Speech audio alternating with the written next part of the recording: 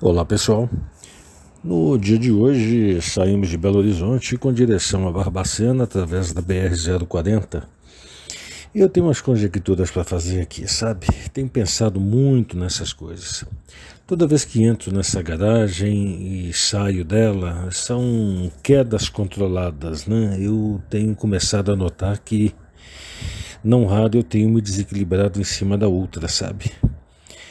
Tenho parado de forma deselegante, o que eu chamo de deselegante porque eu paro e fico sapateando, né?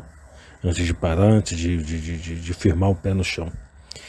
E nessa ida a Minas Gerais, pelo menos em 2 vezes, eu prendi a roda dianteira num sulco. E é claro que a moto fica toda esquisita, né? Então eu estava até comentando com o pessoal que foram os quases, né? Eu quase caí e, ato instintivo, fazendo tudo errado, meti o pé no chão com toda a força, como se fosse segurar a moto, que é uma maior ilusão do mundo, né? Bati o pé no chão com tanta força que eu tive outra epifania. Qual foi? Quase quebrei o pé. Então isso me faz pensar, sabe? A moto está começando a ficar pesada para mim. E eu pretendo rodar pelo menos 200 mil com essa moto. Estou com 30 e poucos. Mas a gente começa a ter umas coisas assim de vez em quando. Talvez também porque estava usando a moto em lugares inadequados, né? Que são vias não pavimentadas ou com buracos ou aquela saída de garagem que é terrível.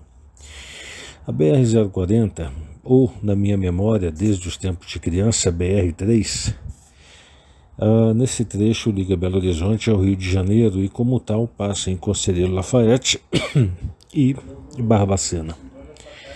Nos últimos anos, coisa de 5 anos atrás, essa BR eu considerava como o meu playground particular. O que eu chamo de playground? Era para onde eu vinha para poder recarregar as baterias, deixar a cabeça livre de problemas, né?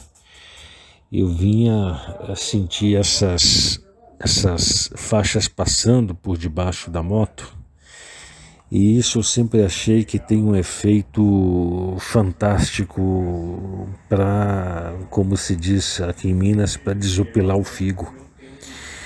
E essa sensação é muito interessante, principalmente quando a gente está de volta a 040, que é a nossa 040, né? Mas a gente vê as coisas e se assusta um pouco, sabe?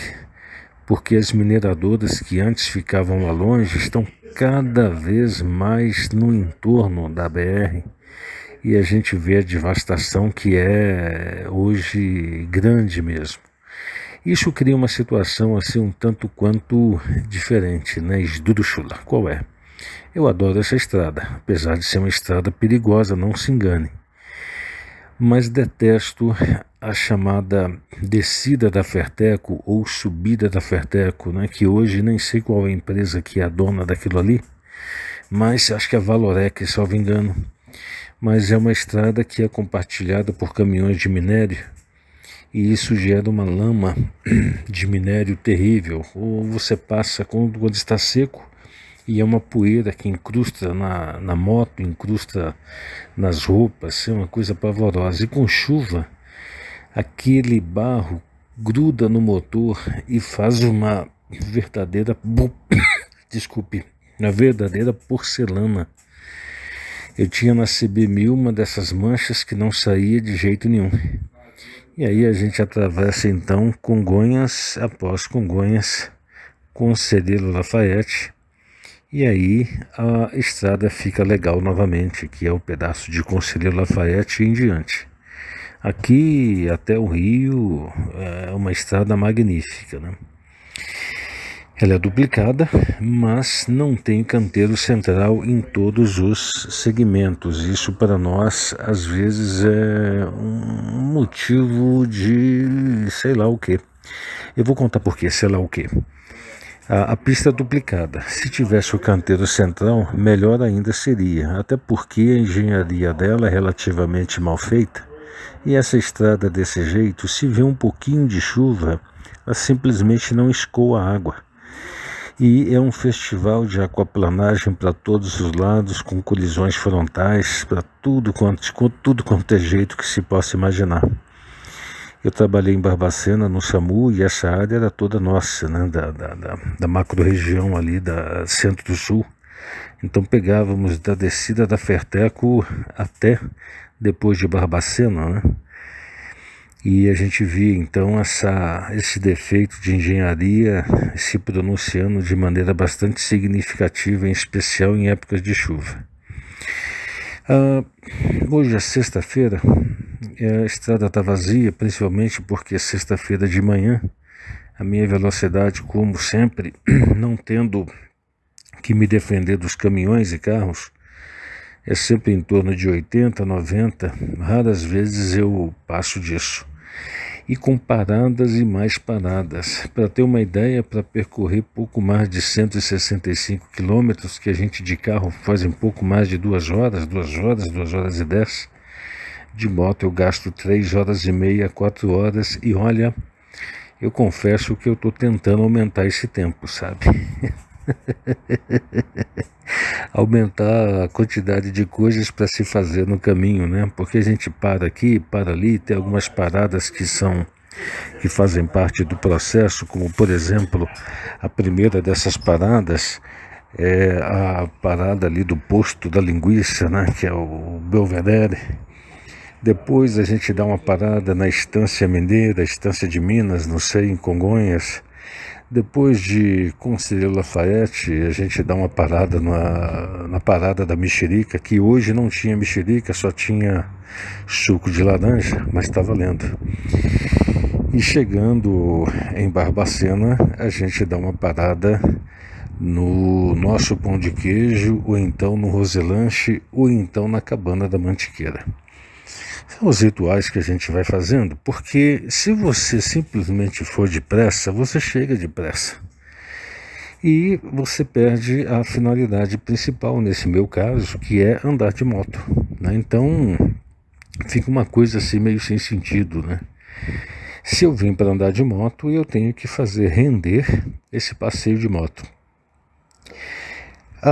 Quando eu retorno, eu sempre me lembro dos lugares, me lembro das curvas, me lembro das retas, e elas se misturam desde sensações de diversão, enquanto passando aqui sozinho ou passando com a turma, com sensações também de lembranças, né, profissionais, né?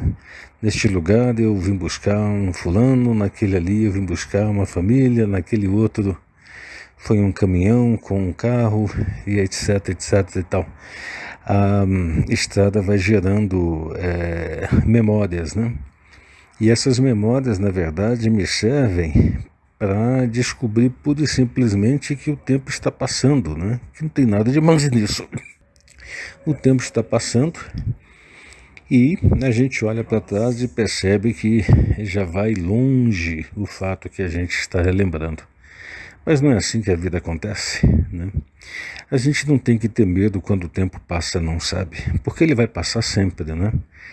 A gente tem que procurar agir de forma correta, fazer coisas certas, ou pelo menos que a gente considere certas, para que a nossa consciência seja tranquila o suficiente para quando mais tarde nós olharmos para trás, nós temos boas recordações dos tempos que nós vivemos no passado, né?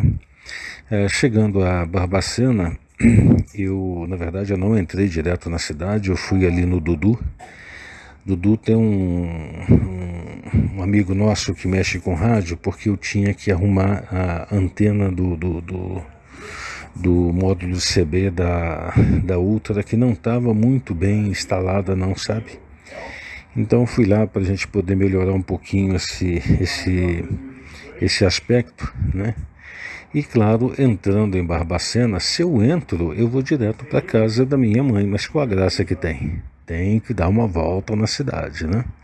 Esse pedacinho pequenininho é a Rua 15, um pouco mais de 100 metros.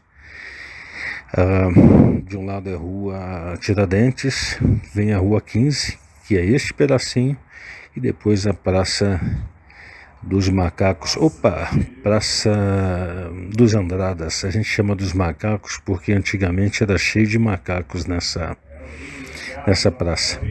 Visitando a minha mãe, desci em direção à casa de minha irmã.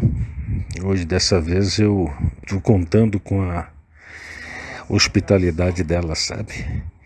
E essa estradinha também tem história. Já vim aqui buscar gente.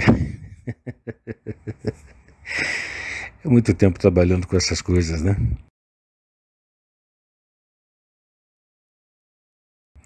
Esses buraquinhos aí, tá vendo? A moto entrou num desses buracos uma hora que eu tava, numa dessas fendas, quando eu tava descendo. E aí foi quase, mas quase não é o tombo, né? Mas eu fico pensando, sabe? Eu tô ficando muito velho para cair de ultra. Se eu tô pensando em desistir da ultra, não tô não. Eu só tô pensando que, não sei, alguma coisa tá precisando melhorar na minha condução, sabe? Ou eu parar de colocar o outro em lugares em que o espaço seja relativamente pequeno, ou a gente tenha irregularidades no piso, ou seja lá algo parecido com isso, né? É questão tudo de adequação, talvez. Mas eu tenho pensado nisso. Gente, muito obrigado e até a próxima, se o bom Deus assim permitir.